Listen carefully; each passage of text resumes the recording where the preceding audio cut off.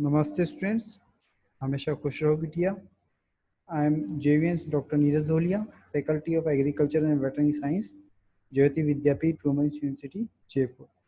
Today we are going to discuss the neurophysiological and neurochemical techniques to study the animal behavior. This comes under the subject behavioral science. So let's start. A growing evidences from the animal models and from the neuroimaging and neurophysical studies in humans provides the confirmation that the plastic changes and the adaptation in the central nervous system occurs throughout the life. Means the neuronal structure and their plasticity is changes throughout the life. So, what are the different methods which are used to study the neurological changes which affect the behaviors?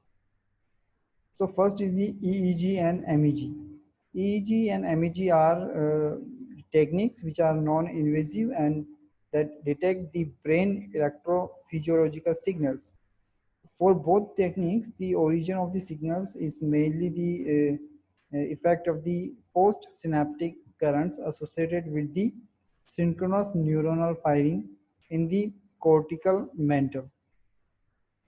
So, however, the EEG signals is distorted in space and time by passage through the conductivity discontinuities of cerebrospinal fluids, meninges, skulls and scalp and requires contact between the recording electrodes and the scalp.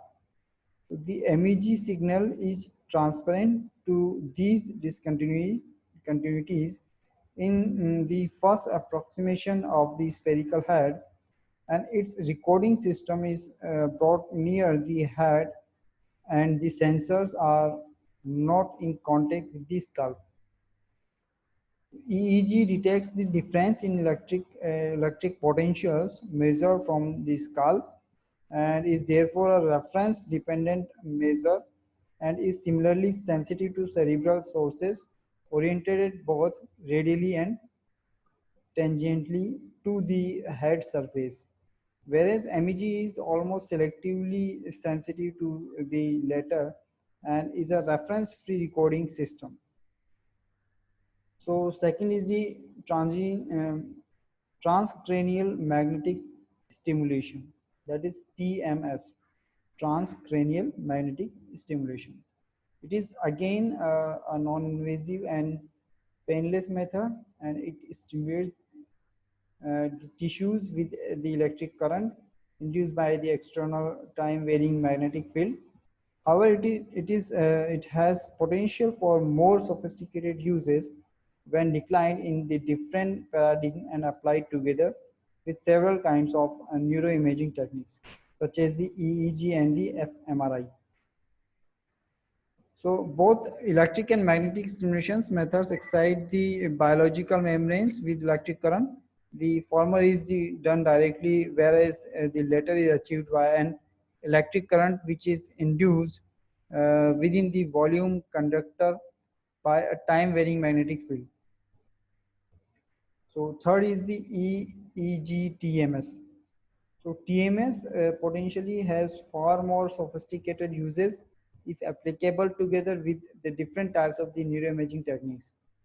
So although the MEPs are routinely used in research and sometimes in clinical settings to study motor cortex excitability, a proper evaluation should clearly differentiate between the indices of the overall excitability and the connectivity of the corticospinal system.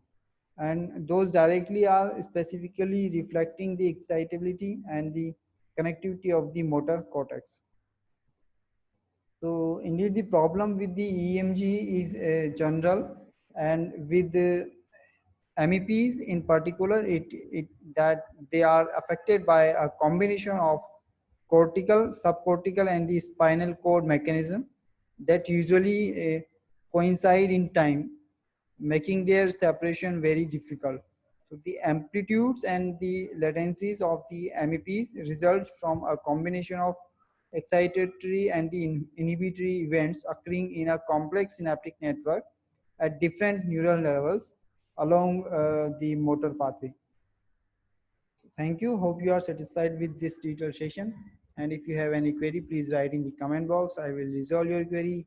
And this session is powered by Digital Version 2, Jyoti Vidyapeeth Women's University, Jaipur. Thank you.